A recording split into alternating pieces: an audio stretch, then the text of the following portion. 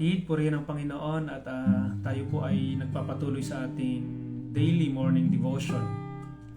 Kumusta po kayo? Kumusta ang inyong araw?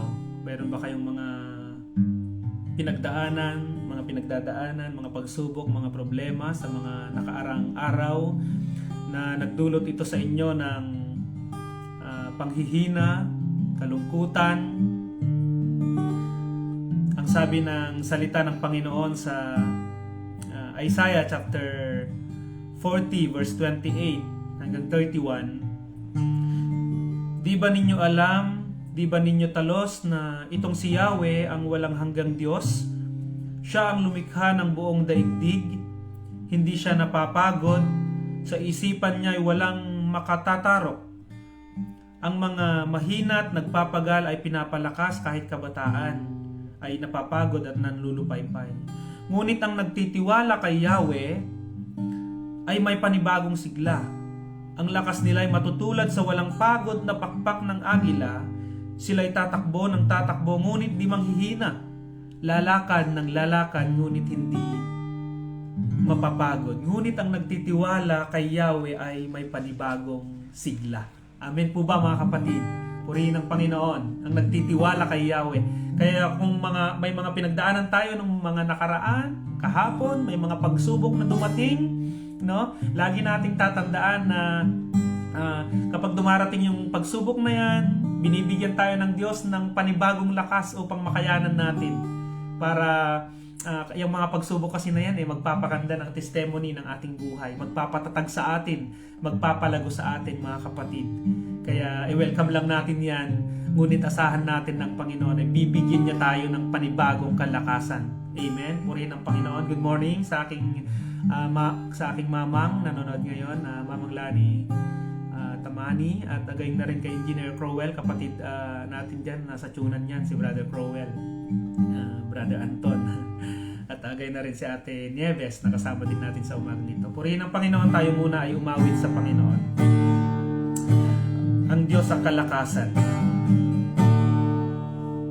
Anumang panahon, ako'y magpupuri sa lahat ng sitwasyon. Ako'y sasamba pagkat ang Diyos ang kapayapaan sa buhay kong ito.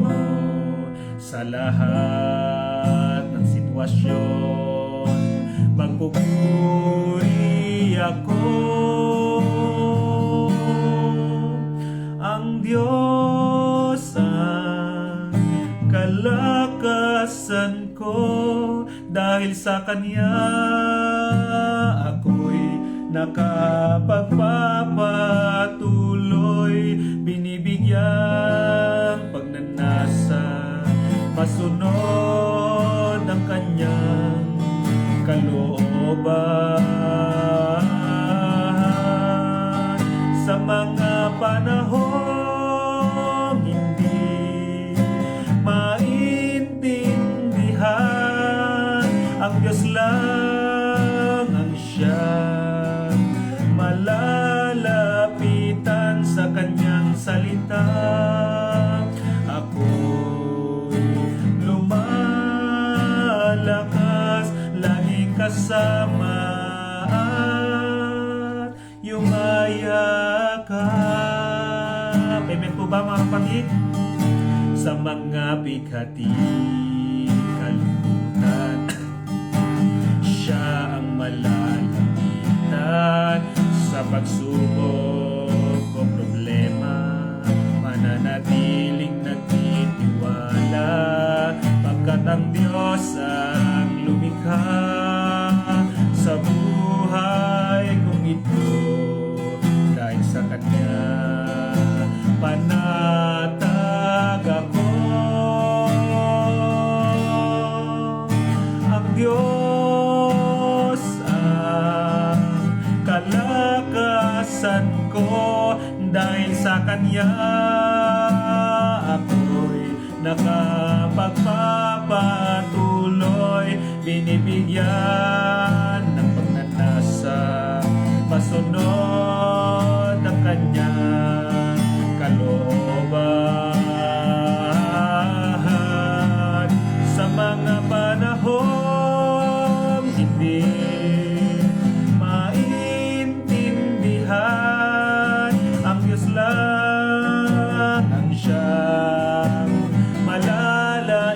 wala nang iba mga kapatid na pwedeng lapitan.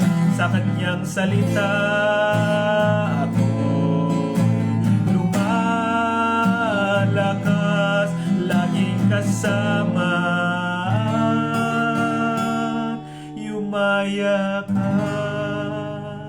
Sa kanyang salita ako'y lumalakas, laging kasama, yumayakap. Amen. Purihin ang Panginoon. Sa panahon na hindi natin maintindihan yung mga nangyayari sa paligid natin, sa buhay natin, at nagtatanong tayo sa Diyos, Lord, bakit sa akin nangyari to? Bakit nararanasan ko to? Makakakuha tayo ng kasagutan at kalakasan sa Panginoon. Amen po ba?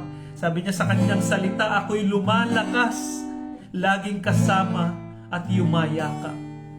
Sa panahon na tayo ay nasusubok, nanghihina ang ating pananampalataya mga kapatid, doon tayo mas lalong lumapit sa Panginoon. Doon tayo lalong mag-aral ng salita ng ating Panginoon. Itanim natin sa ating puso at i-apply natin ito sa ating mga buhay. Sabi ng Panginoon sa mga nanghihina, lumapit kayo sa akin, kayong lahat na napapagal at nabibigatan sa inyong pasanin, at kayo'y bibigyan ko ng kapahingahan. Amen. Yun po yung pangako ng ating Panginoon. Napakaganda na kanta nito. Ang Diyos ang kalakasan. Nasi-search yan sa YouTube. Ang Diyos ang kalakasan. Purihin ang Panginoon at salamat sa buhay ng bawat isa sa atin. Good morning, Sister Eileen. Magpatuloy na po tayo sa pag-aaral ng salita ng Panginoon. Pinag-aaralan natin ngayon yung Book of Acts, Gawa. Nasa chapter 9 na tayo sa buhay ni Apostle Paul. Alam niyo po yung buhay ni Apostle Paul noon ay hindi siya hindi siya naniniwala sa Panginoong Hesukristo, at ang kanyang ginagawa ay sumasang-ayon siya sa pagpatay ng mga naglilingkod sa ating Panginoon. Alam niyo po yun, napakabuti ng Panginoon dahil kapag siya ay pumipili ng gagamitin niya sa ministeryo, hindi siya nagbabase sa kung ano yung ginagawa ng isang tao. Amen? Kung mabuti yung ginagawa ng isang tao. Kasi tayong mga tao minsan, nakabase tayo dun eh. I-assign ko siya na siya yung magiging leader ng Bible study kasi ganito yung kanyang ginagawa. No? Okay, gagawin ko siyang, alam mo, sa mga trabaho natin, gagawin ko siyang leader. Gagawin ko siyang manager dahil sa kanyang ginawa, sa kanyang trabaho. No? Pumipili tayo minsan base sa mga nakikita natin sa ginawa ng taong iyon. Pero ibang-iba ang Panginoon. Pumipili ang Panginoon ayon sa kanyang plano. Amen? Ang Diyos ay planado niya na yung buhay mo ngayon. Ngayong nakikinig ka ngayon sa devotion na ito, naplano na yan ng Panginoon na hahayaan, papahintulutan ng Panginoon na manonood ka ngayon, makikinig ka ngayon, at tatama ito sa iyong puso upang sa ganun ay ikaw ay lumago bilang isang Kristiyano. Bakit nais ng Panginoon na lumago tayo, mga kapatid, bilang Christians? Upang sa ganun, kapag dumating yung pagsubok sa buhay natin, hindi tayo yung madaling matumba. Amen? Hindi tayo madaling matangay ng hangin. Kunting pagsubok lang ay sumusuko na tayo, hindi na tayo naglilingkod sa Panginoon. Ayaw ng Diyos na ganun. At nakakalungkot man ngayon, madaming mga Kristiyano gusto nila yung mga motivational na lang, na mga sermon. Gusto nila, sabi ng Bible nga, darating yung panahon na yung mga tao, ang gusto nilang maging pastor nila, yung mga magsasabi na lang ng gusto nilang marinig Kapag kayong pastor ay nagsasabi na ng mga masasakit na ayon naman dito sa Biblia, upang sa ganun ay maturuan yung mga kapatid, ay nako. Kilala na natin yan. May mga nagtatampo, no? May mga hindi nadadalo sa church kasi nasasaktan sila sa salita ng Panginoon. At sign yan ng mga immaturities na mga Christian. Kapag ka kasi ikaw ay naglilingkod sa Panginoon, ay kapag ka yung pananaw mo talaga ay tinatanggap mo ng Panginoon, ay tinuturuan ka, kapag ka merong tumama na masakit na salita ng Panginoon sa iyo, ay tatanggapin mo, Lord, pagtuturo niyo po ito. Lord, alam ko ito yung nais ninyo na mangyari sa akin. No? Ganyan yung mag-isip. yung mga naglilingkod sa Panginoon, may mga pananampalataya sa Panginoon. They are turning negative things into positive things. Pag nakarinig sila ng masakit sa kanilang tainga, tiniturn nila ng positive.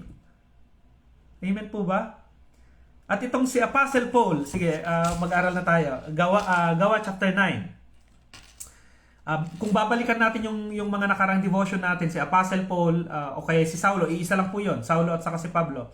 Si Saulo ay, ang kanyang naging layunin on that time ay talagang pumapatay siya sumasang-ayon siya sa pagpatay ng mga lingkod ng Panginoon. Kilala niyo po si Esteban? Si Esteban na pinagbabato nila. At nung pinagbabato nila si Esteban dahil sa kanyang pananampalataya, andoon si Saulo, sumang-ayon siya. Yun yung unang nakita natin siya. At itong si Saulo ay, basahin niya natin yun. Puntahan natin sa Gawa chapter 26 para mas maliwanag sa inyong mga kapatid. Ano yung ginagawa ni Apostle Paul on that time? At kasi po, makikita natin na papunta siya sa Damasco. Bakit siya pupunta sa Damascus? Gawa chapter 26. Yan, sa mga pwede nyong mag-comment dyan, i-comment na po ito.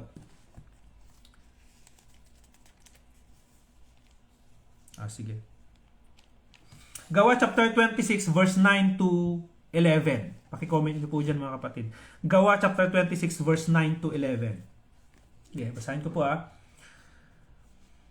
Akala ko rin noong una ay dapat kong gawin ang lahat kong magagawa laban sa mga tagasunod ni Jesus na taga Nazareth. At gayon nga ang ginawa ko sa Jerusalem. At gayon maraming Kristiyano ang aking ipinabilanggo sa kapangyarihan ng punong saserdote at nang sila'y hatulan ng kamatayan, isa na ako sa humatol. Kita niyo yan? Isa na ako sa humatol. Good morning, Sister Shirley. Ginaygay ko ang lahat ng sinagoga at sinuman sa kanilang abutan ko roon ay pinaparusahan ko upang piliting magsalita laban kay Jesus. Sa dindin ng puot ko'y pinag-uusig ko sila kahit sa mga lungsod sa ibang bansa. Kita nyo yan, may ang kanyang ginagawa ay akala niya ay hindi siya naniniwala sa Panginoon. At yung mga Kristiyano, akala niya lumalabag sila sa kanilang relihiyon. Hinuhusgahan niya. Hinahatulan niya itong mga Kristiyano na ito. Minsan meron din mga ganyan sa loob ng church na mapanghusga, no? Kaya nga ang pagtuturo minsan ng isang pastor na nagmumula sa Panginoon ay talagang salita ng Panginoon para mabago yung buhay natin, para matanggal yung paghuhusga natin sa kapwa natin, yung hindi magandang pagtingin natin sa bawat sitwasyon. Amin po ba, mga kapatid? Nais po ba na palaguin tayo ng Panginoon? Nais niyo po ba na kayo po ay palaguin ng Panginoon? Mag-aral po tayo ng salita ng Panginoon. Huwag lang tayo makinig lagi ng mga motivation na laging, alam nyo yun, ang salita ng Panginoon ang siyang magtuturo sa atin. Ang salita ng Diyos ay, sabi nga puntan nga muna natin saglit yun. 1 Corinthians chapter 3:16 wait lang, titignan ko lang po kung andoon siya. Sa 1 Timothy chapter 3 verse 16.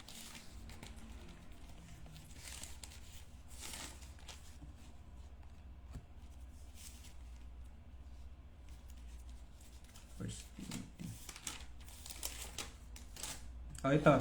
2 Timothy po pala. Pakisulat niyo po dyan mga kapatid. 2 Timothy chapter 3 verse 16. Lahat ng kasulat ay kinasihan ng Diyos at magagamit, ulitin ko po, 2 Timothy chapter 3 verse 16. Lahat ng kasulat ay kinasihan ng Diyos at magagamit sa pagtuturo ng katotohanan, sa pagpapabulaan sa maling aral, sa pagtutuwid sa likong gawain at sa pag-akay sa matuwid na pamumuhay. Gayon ang lingkod ng Diyos ay magiging handa sa lahat ng mga mabubuting gawain. Ito yung sinasabi ko kanina na yung salita ng Diyos, kinasihan niya ng Diyos, magagamit sa pagtuturo ng katotohanan, pagpapabulaan sa maling aral, pagtutuwid. Amen. Kapag tayo tinutuwid ay masakit yan. Amen. Kapag kahapon nga sa trabaho ay nagkamali ako doon sa pagbibilang, may hindi yata ako na nalagyan na marka sa karton at dapat ko siyang lagyan. Nagkamali ako at nagalit yung aking yung bisor ko. At nangingiti na lang ako dahil alam kong pagkakamali ko yon. At nangangatwiran ako nung una. Sabi ko, gagawin ko mamaya yan. Gagawin. Pero alam ko sa sarili ko na nagkamali ako. Kaya nilapitan ko siya. Sabi ko, Che, how is it? Na, sabi ko, I'm sorry. Chinese kasi siya. Sorry ako. At sabi niya, it's okay, it's okay. Mga Chinese nila dito. Purihin ng Panginoon at yung mga salita ng Panginoon na araw-araw ay nababasa natin, ay natatanim dito sa puso. Amen? At pagka dumating yung mga sitwasyon na tulad ng ganon, ay magagamit natin yung salita ng Panginoon sa pagtutuwid. Kaya yung buhay ni Apostle Paul ay natuwid siya. No? Balikan natin. Gawa chapter 9 po tayo. Basahin na natin. Ito na. So, yun yung ginagawa ni Apostle Paul. Hindi siya naniniwala sa Panginoong Jesus. Inuusig niya yung mga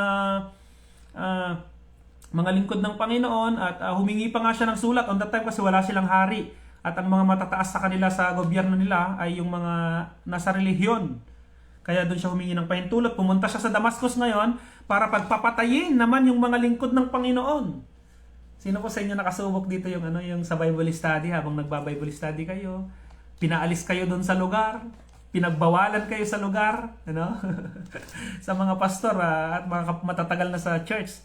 Mga nabalitaan niyo yan, mga na-experience niyo dyan na may mga church tayo na pinalayas sila doon sa lugar kasi may nagmamay-ari doon.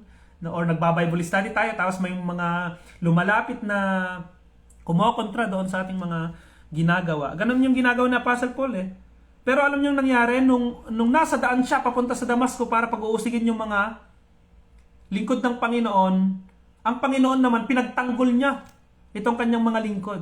Kita nyo yun? Kaya kapag kayo inuusig, ipagpasa Diyos nyo. Kasi sabi ng Panginoon, ako ang magtatanggol sa inyo. Amen? Hindi laging tayo ang nagtatanggol sa ating sarili. Tayo mga Kristiyano, yun yung advantage natin. Mga tao na may pananampalataya sa Diyos, naniniwala sa Diyos, yun yung advantage. May Diyos na nagtatanggol sa atin, mga kapatid. Ayan. So habang alam na natin yan, nung nakaraan kasi yan, napag-aralan niya na papunta siya sa Damascus, nakatagpo niyang Panginoon, merong isang nakasisilaw na liwanag, napakita sa kanyang Panginoon, kinausap siya. Sabi ng Panginoon Jesus, Saulo, Saulo, bakit mo kinuusig? At nagpatuloy, nabulag siya ng 3 araw at 3 gabi, hindi siya kumain, nananalangin siya. Kinakausap niyang Panginoon, nagtatanong siya sa Panginoon. At merong dumating na isang tao, si Ananias yan, pinag-pray si Saulo, kapatid na Saulo, sabi niya, pinapunta ko rito ng Panginoon upang ikaw ay makakita. Nakakita si Saulo, after nun, nagpabautismo siya, after ng kanyang baptism, nangaral siya ng salita ng ating Panginoon.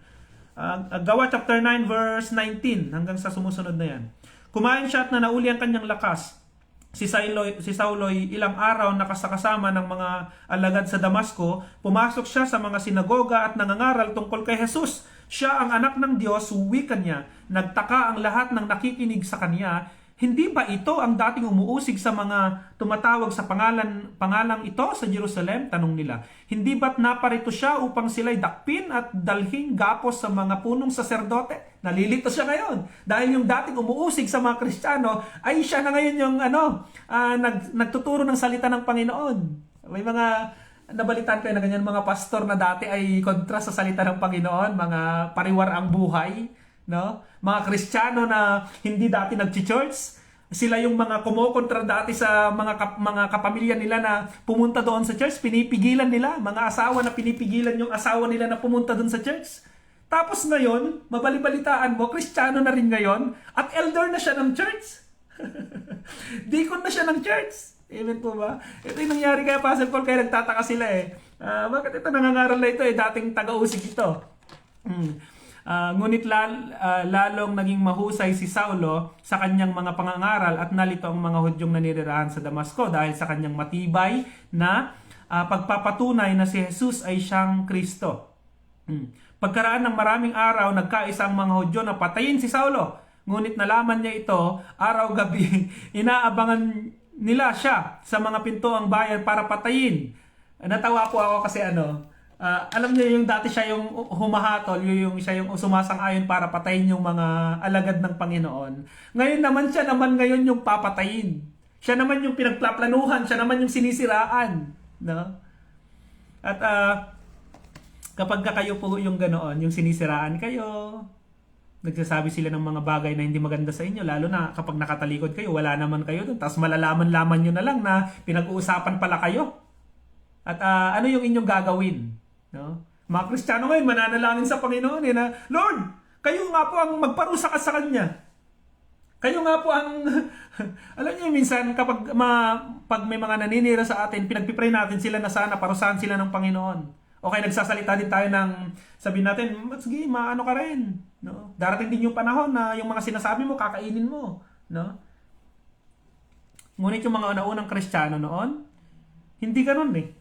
Kaya ibang-iba yung mga Kristiyano noon at yung mga Kristiyano ngayon. Pero ang maganda niyan, yung mga ginawa noon ng mga Kristiyano ay pwede nating sundan, mga kapatid. Pwede maging good example sa atin. Alam niyo si Esteban, nung pinapatay siya, pinagbabato siya, na wala naman siyang kasalanan. Ano yung kanyang panalangin? Balikan natin. Ano yung panalangin niya? Ganda yun eh.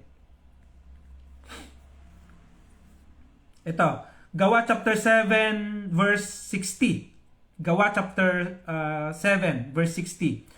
Lumuhod si Esteban at sumigaw ng malakas, Panginoon, huwag mo po silang pananagutin sa kasalanang ito.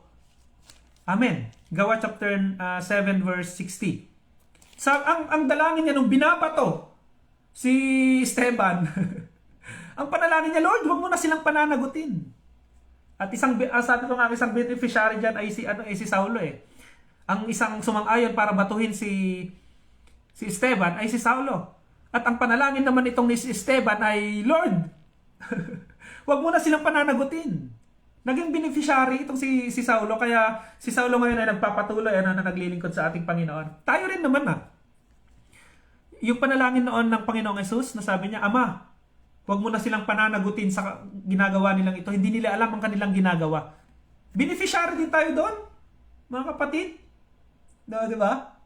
Kung ang panalangin ng Panginoon, Lord, sabi niya, Ama, parusahan mo lahat ng tao sapagkat masasama sila. Ganito, ipinako nila ako sa krus. Di wala tayong kaligtasan ngayon. Lahat tayo nasa impyerno ngayon. Pero dahil sa kagandahang loob ng Diyos, for God so loved the world that He gave His one and only Son, that whosoever believes in Him shall not perish but have eternal life. Ay nagkaroon tayo ng kaligtasan. Amen po ba? Beneficiary ka dun sa prayer na yun eh. Kaya kapag ka may umuusig sa inyo, may nagsasalita ng hindi maganda sa inyo, ipasa Diyos nyo na lang.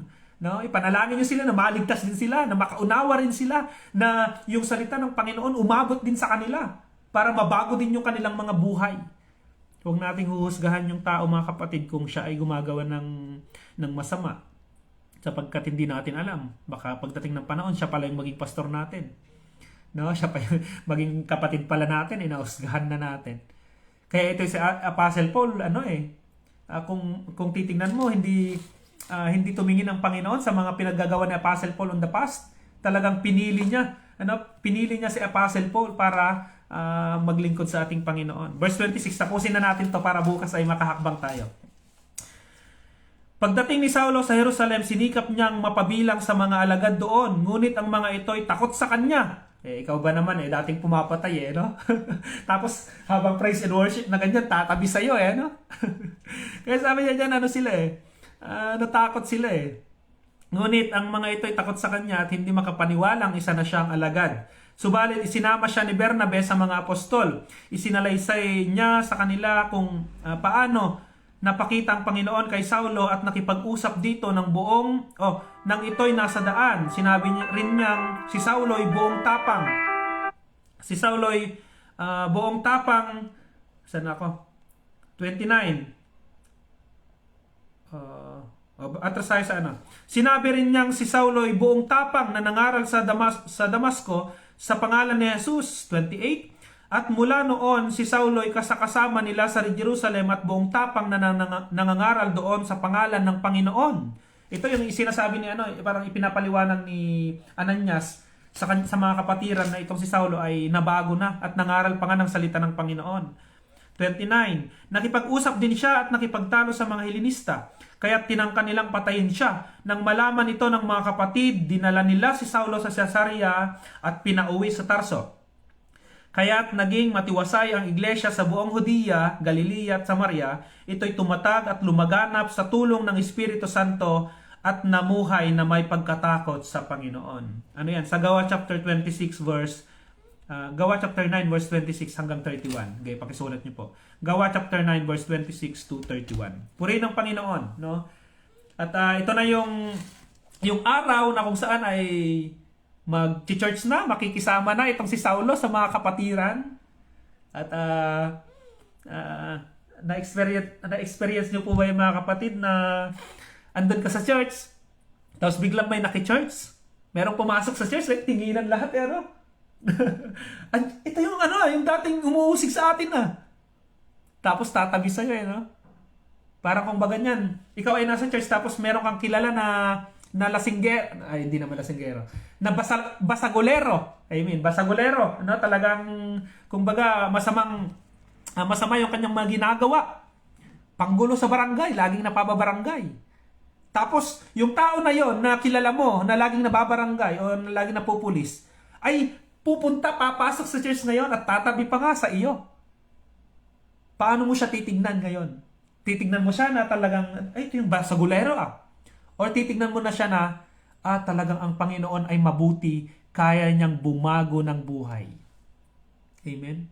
Panginoon, hindi siya nakatingin sa mga ginagawa natin on the past. Kapag ikaw ay sumampalataya na sa Panginoon at naglilingkod na, may puso, may desire na gustong maglingkod sa Panginoon, tutulungan ka ng Panginoon na lumago sa iyong pananampalataya. Lumago sa kanyang salita at sa kanyang pag-ibig. At mauunawaan mo ngayon na kung paano mo ibigin yung iyong kapwa. Hindi ka titingin sa kung ano yung character nila, yung family nila o ano man. Titingin ka sa kakayahan ng Diyos na kaya niyang baguhin yung kanilang mga buhay. Amen po ba? At itong si Apostle Paul, no? Mula sa pagsang-ayon sa pagpatay ng mga lingkod ng Panginoon, binago siya ng Panginoon. Ito yung patunay ng Panginoon ay bumabago talaga ng buhay. Kaya niyang bumago ng buhay. Walang imposible sa Diyos. Kaya wag nating huhusgahan mga kapatid, yung mga nakikita natin dyan sa labas na gumagawa ng mga hindi maganda. Kakatagpuin din yan ng Panginoon. Lagi natin silang ipag-pray na makarinig sila ng salita ng Panginoon at maabot sila ng Panginoon at sila man ay magkaroon din ng kaligtasan na katulad natin. Tayo naman na nakakilala na sa ating Panginoon, mga kapatid, patuloy tayo na magsipag. Dumalo tayo ang daming mga nagdi-devotion ngayon na pastor, ang natutuwa ako.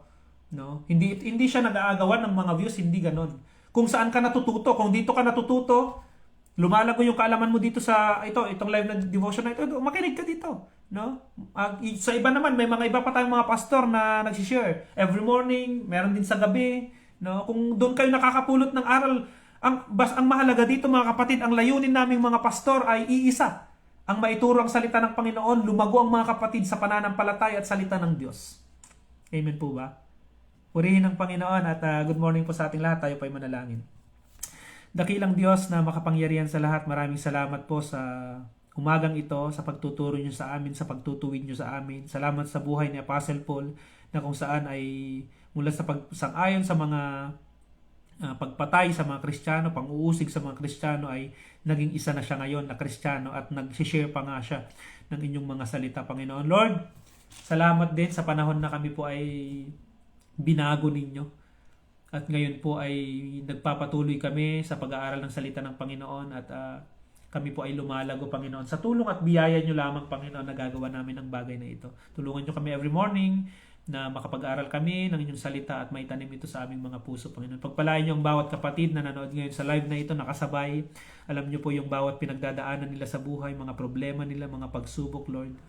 You are may mga sakit silang nararanasan. Panginoon, I pray healing upon them. Pagpalain nyo sila, pagalingin nyo sila, palaguin nyo sila sa inyong mga salita. At sa panahon na sila ay nasusubok, Panginoon, dumaraan ng mga mabibigat na pagsubok, pagpalain nyo sila at bigyan ng kalakasan, Panginoon. Maging yung mga kapatid namin na manonood pa lang sa live na ito ay pagpalain nyo sila at gayon rin ang gawin ninyo, Panginoon. Alam nyo naman, O Lord, ang sitwasyon ng bawat isa sa amin. Alam nyo yung kalalagayan ng bawat isa sa amin, Lord. Kilala nyo ang puso ng bawat isa sa amin. Mga anak ninyo kami, Panginoon. Alam nyo yung puso namin. Alam ninyo yung mga pinagdadaanan namin, Panginoon. Lord, ipaunawa nyo lagi sa amin na meron kayong magagawa sa buhay namin. Kung kaya nyo, Panginoon, na bumago ng buhay yung sitwasyon po pa kaya, Panginoon. Kaya nyo rin ito, Panginoon, na itawid kami, Panginoon. Yung pagsubok na yan, kayang-kaya naming lagpasan sa tulong at biyaya ninyo, Panginoon. Sabi nyo po, walang pagsubok na ipinahintulot ninyo na hindi namin kakayanin, Panginoon. Kaya namin dahil kasama ka namin, Lord. Thank you so much for this morning devotion. Pagpalain niyo ang bawat isa at sa mga gagawin namin sa maghapong ito, Panginoon. Tulungan at gabayan niyo po kami. In Jesus' name we pray. Amen and amen. Purihin ang Panginoon at yan. Salamat sa mga nakadalo. Bye-bye po. God bless and have a blessed Tuesday na ba ngayon? Blessed Tuesday sa ating lahat. Bye-bye po. See you bukas, 6:30 in the morning.